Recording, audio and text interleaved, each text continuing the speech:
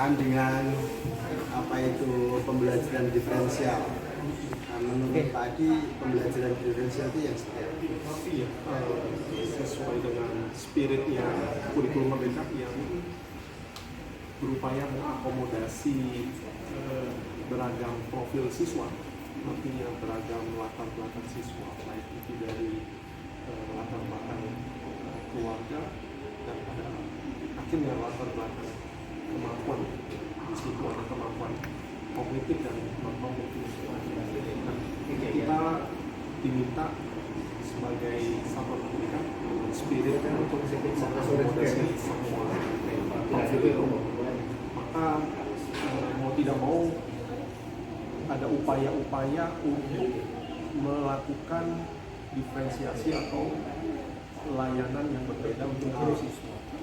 Jadi dari sana Pak. Jadi semua kelas sudah diterapkan itu pembelajaran diferensial. Nah, harus diakui ada tantangan Pak, karena sekali lagi kalau kembali di lapangan guru-guru kita untuk mengakomodasi semua profil siswa pasti tidak semudah yang kita bayangkan. Jadi terpaksa kita harus punya strategi juga atau prioritas perbedaan atau layanan yang dikhususkan untuk profil-profil anak tertentu yang seperti itu. Bisa ceritakan salah satu contoh kelas yang sudah melakukan diferensiasi? Baik Pak. Nah, ada kelas dengan profil siswa yang punya indikasi kebutuhan khusus. Kebutuhan khususnya yang terindikasi adalah gangguan belajar. Ini ada di kelas akar, di kelas 1. Jadi anak ini secara medis sudah dikeluarkan pernyataan bahwa dia memang punya gangguan belajar karena ADHD, ada attention deficit dan hyperactive deficiency disorder. Jadi tidak bisa mengikuti pembelajaran seperti klasikal umumnya, dan dia ketika disodorkan kegiatan kelas secara umum itu pasti tidak bisa mengikuti dengan baik. Yang terjadi adalah kita harus melakukan diferensiasi. Nah, di sini terjadi diferensiasinya secara teori di kurikulum Merdeka kita disodorkan 3 dari proses, konten, dan hasil belajar atau produk belajar. Nah, kita untuk kasus anak ini kita lakukan di proses dan di produk. Konten terpaksa kita nggak terlalu bisa bedakan karena ya tadi keterbatasan. Jadi guru dia tetap harus belajar berhitung, terus belajar huruf. Cuman Saya tertarik di proses tadi. ya, Bagaimana prosesnya bisa pembelajaran bisa masuk ke anak, termasuk orang tua mengakui. Biasanya kan orang tua nggak mengakui kalau anaknya seperti itu. nah tentu saja kita harus punya dasar kenapa anak ini harus dibedakan. Karena pertanggungjawaban kita sebagai satuan pendidikan adalah melaporkan hasil belajar.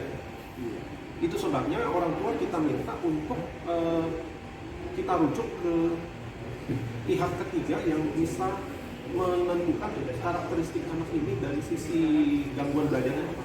Dalam hal ini psikolog. Jadi berdasarkan psikolog nanti itu yang jadi proses kita mendampingi anak.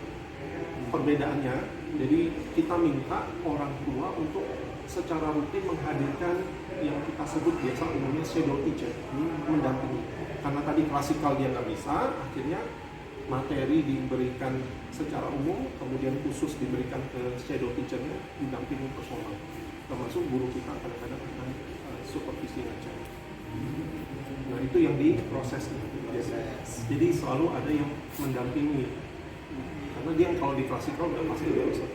Nah yang ketiga yang langsung di asesmen, kita juga bedakan terpaksa. Sudah jelas barang tentu dia nggak bisa selesaikan asesmen yang kita berikan yang bareng sama siswa yang lain yang tidak punya persoalan yang sama. Anak ini mampunya hanya dalam kurun waktu yang diberikan 60 menit umpamanya paling cuma 10 soal, sementara yang lain harus menyelesaikan 20 sampai 30.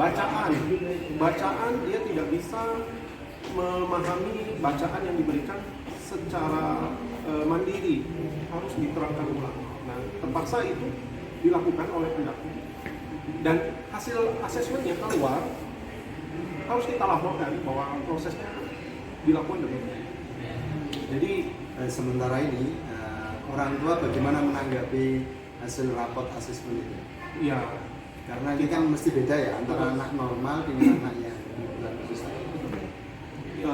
kita sudah sampaikan di awal tahun ajaran baru bahwa ke orang tua yang lain bahwa pasti ada pertama kita bersyukur bahwa di kelas ini ada yang beragam, ada anak yang punya kebutuhan khusus. Saya pikir dengan pendekatan itu anak-anak orang tua dengan anak-anak yang punya mindset anak saya tidak dalam kondisi berkebutuhan harusnya bersyukur. Jadi kalau diadakan perbedaan mereka itu artinya malah bersyukur. Kalau mau di perlakuan khusus artinya anaknya punya kebutuhannya. Jadi rasa syukur dulu bahwa ada anak yang memang tidak perlu didampingi khusus. Nah, kita juga kasih pemahaman bahwa laporan pasti berbeda. Ya, 70 yang dia peroleh pasti berbeda dengan 70 yang anak awas. Jadi kelas diferensiasi tadi dimulai dari pemetaangan, terus kemudian diproses sama asesmennya juga. Terima kasih Pak Adi, Sama-sama. sukses lah. Ya, terima kasih. Berapa menit?